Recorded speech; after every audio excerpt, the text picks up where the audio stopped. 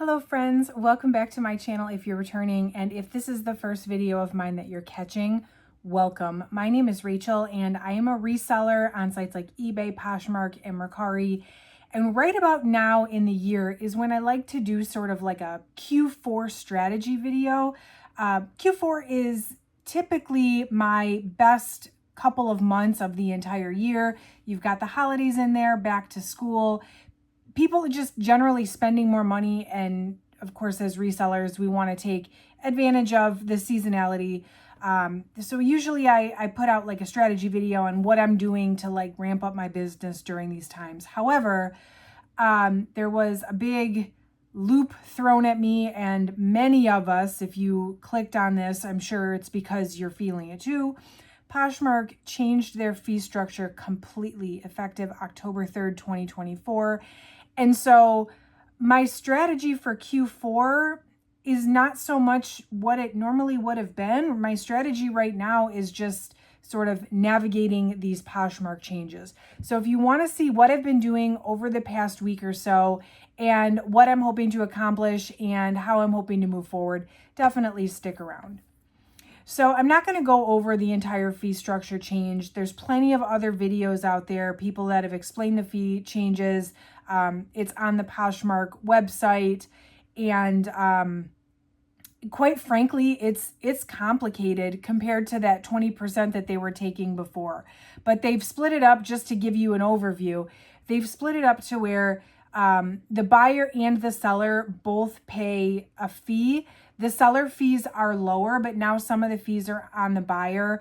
And it's kind of dependent on how much the item costs or how much the item sells for will depend on what the fee looks like. I personally have noticed that it seems to be more beneficial for items that sell at higher prices, because items that I've sold above the $20 mark are lower fees for me. But then like items that sell $15 to $10, I don't have a ton of sales like that. But when I do, it seems like those items get a little bit higher of a fee, and it does vary. So anyway, it's definitely a big change. And I will say that I am usually pretty level-headed when it comes to these platforms making big changes.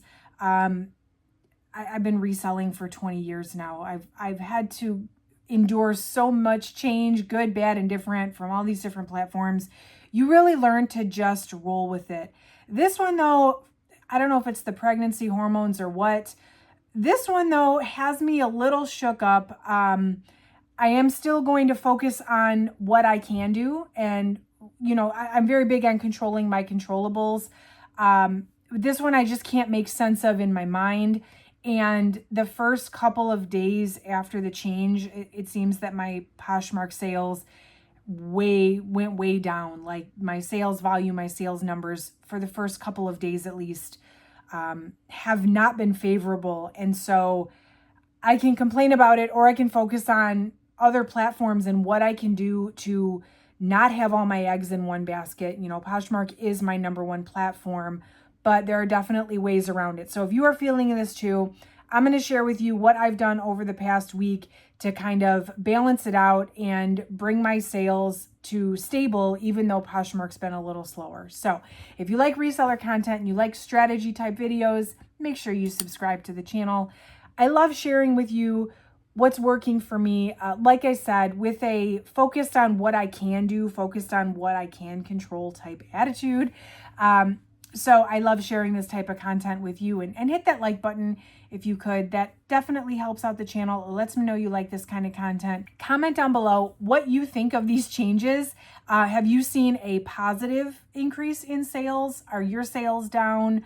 And what are you doing? Have you made any changes to your business to help sort of combat any any changes to what's going on Poshmark? Definitely let me know down below. So overall, the strategy with Poshmark, because this just happened, right? So Poshmark, for the most part, I'm going to leave it alone. Me making a bunch of changes to what I do on Poshmark, it's not going to help me see whether or not this is a positive change or not over time.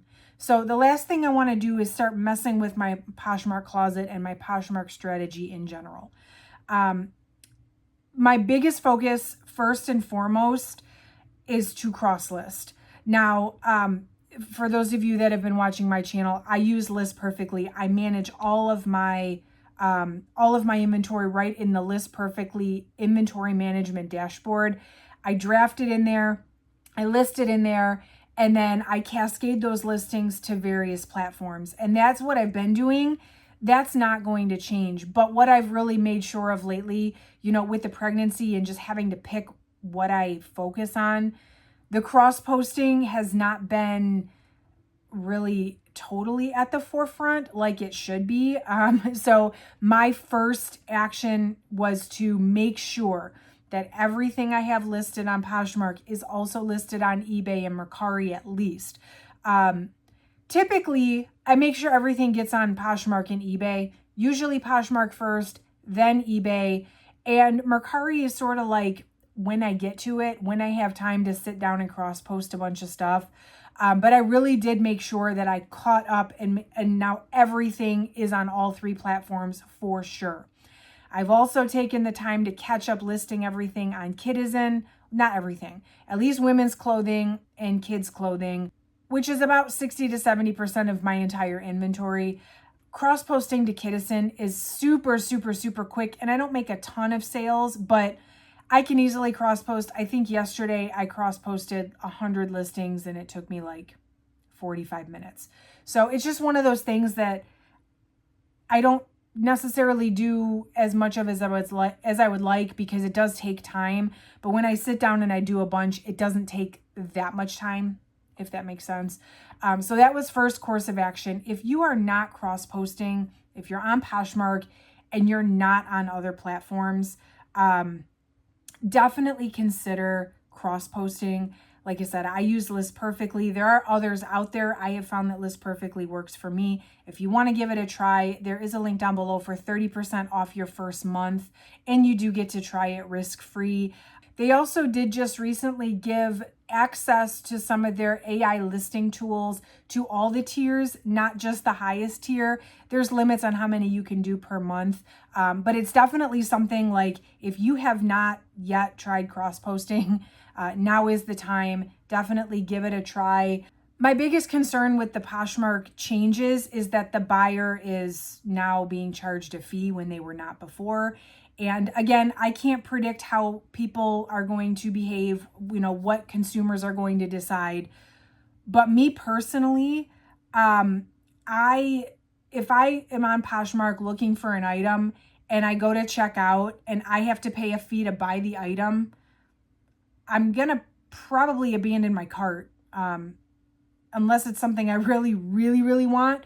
Or I'm going to go see if that same seller has it cross-posted on another platform where I don't have to pay a fee. Mercari did, I'm sure you guys know, Mercari did start charging a fee back in, I think it was March, which isn't the most ideal either. However, Mercari doesn't charge the fee if you use your balance to shop. Poshmark didn't put that rule in place. So it's not even like it's encouraging more people to sell and then use their balance to shop. It's just like everybody gets a fee. So my mindset here is let me cross-post. Let me make sure everything is out there everywhere, as many platforms as possible, or at least what's reasonable. And, that way, if somebody is shopping on Poshmark, they decide, you know what, I'm going to back out. I don't want to pay a fee to buy this. Maybe they'll look for it elsewhere, somewhere like eBay, who does not charge a buyer a fee to purchase an item. There are other platforms attached to List Perfectly that I don't use. Depop, you can cross-post to Depop. I don't, personally, I was banned from Depop a few years ago for using stock photos. I wasn't making really great sales over there anyway, so I kind of just let that go.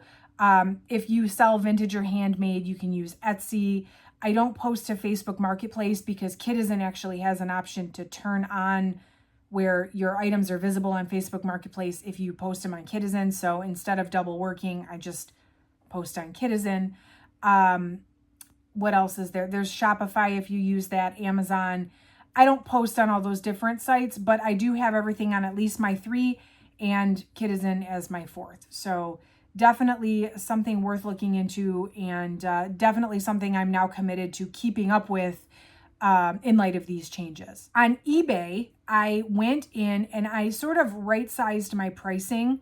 I talked about this, I think, in my eBay strategy video. But the thing is, with Poshmark, they have those closet clear out days, and it sort of prompts me to go in and start lowering my prices as items age. I don't do that on eBay. I send offers, but I don't often take the time to start lowering prices and right sizing them. So what I did on eBay, and again, I'm committing to do this a little more often, I went in and I looked at some of my older items and I just started editing the price to start lowering them. So hopefully I'm not having to rely so much on sending offers, but I can turn those sales over a little higher because, you know, people are going to be looking for deals. So my strategy on eBay is usually to price pretty high and sort of forget about it almost until I run a sale or until I send offers. But hopefully if I lower the price a little bit and then I still send offers, I can find that right buyer at that right price a little bit quicker. Again, that's something I normally would do regularly or have done regularly in the past. That's gone sort of on the wayside in the past few months, but I really made sure to catch up on that and get some of those older items that are maybe priced a little bit too high down to a right price for the right buyer. I also am going to commit to running more sales on eBay. When I did that eBay strategy video, and I can link that down below if you want to see the full eBay strategy video. I talked about how I run sales and how often I run them or how long they run for. And a few of you had suggested to run sales for shorter amounts of time because it tends to create urgency for people that are shopping. Like, okay, this is, instead of like, I see this item's on sale and it's going to be on sale for the next 3 weeks. I see this item's on sale and it's only on sale for the next 2 days. There's more of a sense of urgency to make the purchase. I've never really considered that before. eBay has been sort of like more of a set it and forget it type scenario for me. So I am going to try to do that and experiment with different pricing and just more like flash sales just for a couple of days to see if I can generate some sales based on urgency. So that's really what I'm focused on eBay right now. I think eBay is my best bet to get more sales if Poshmark is going to slow down. Mercari. Mercari is another low maintenance platform for me, very set it and forget it, but I am trying to commit now. I did over the past couple days start lowering some of the prices on there too, some of the higher items. They let you do 10 a day. I'm very bad at promoting my listings 10, every day. I don't remember to do it, I'll be honest. So I'm trying to remind myself, like maybe at the same time every day, or set a reminder to lower the price on 10 listings every single day and promote those listings, and also send offers a little bit faster.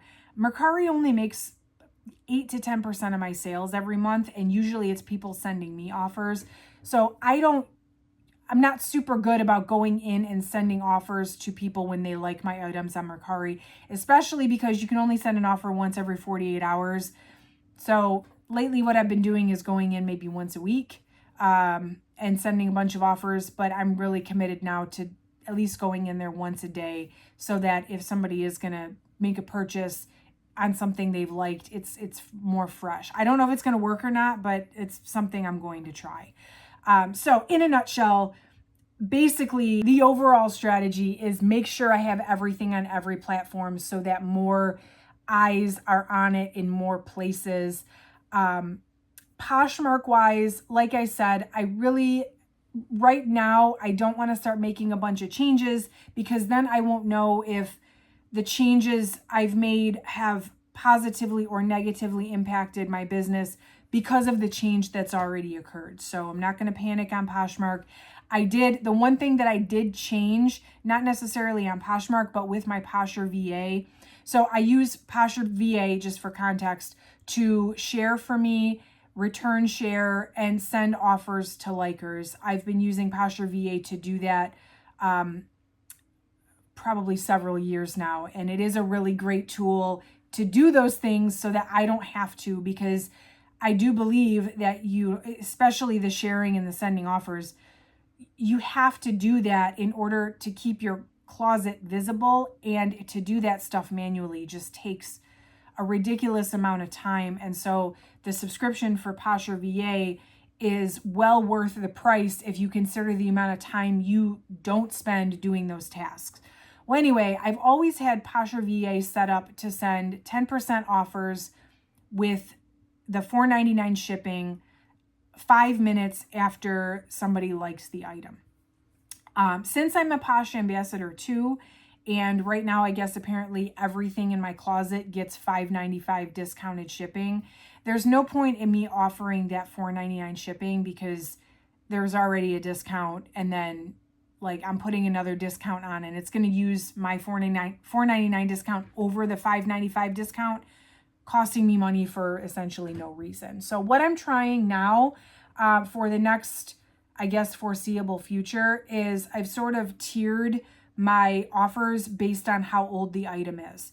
So if the item is less than 30 days old, the offer will send at 10% with no discount, assuming that the order will get $5.95 shipping. If the item is 30 to 90 days old, it'll send a 15% discount with no discounted shipping. And if the item is over 90 days old, chances are I'm probably going to be delisting and relisting it soon. Probably just haven't got that far yet, or it's out of season. Like right now, for example, I'm not delisting and relisting swimwear if it hits 90 days because it's out of season. I will wait and do that in the spring. So things like that that are already over 90 days old are getting 20% offers with no discount. So not necessarily, like, this is probably a change I could have done whether or not Poshmark had made these fee changes, but I figured now would be a time to try it, especially to move some older items, to make people feel like as a seller, I'm willing to meet them more halfway because they're going to have to pay those extra fees.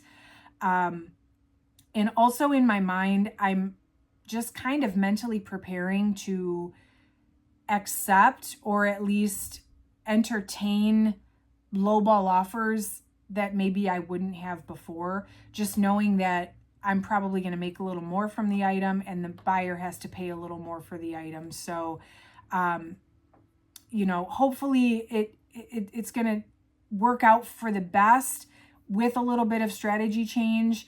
And I guess, you know, I'm trying to remain optimistic here, but I just don't know. I don't know why they made these fee changes. It doesn't seem like anybody does.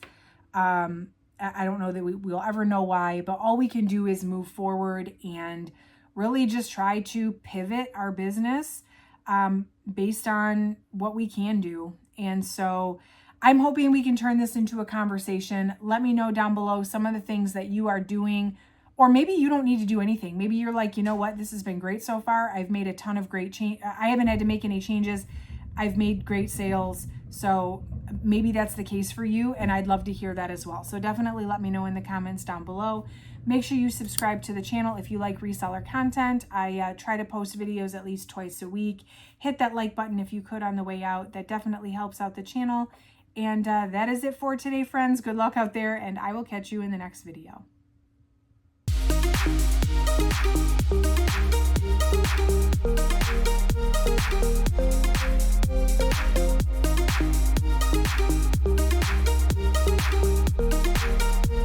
Thank you.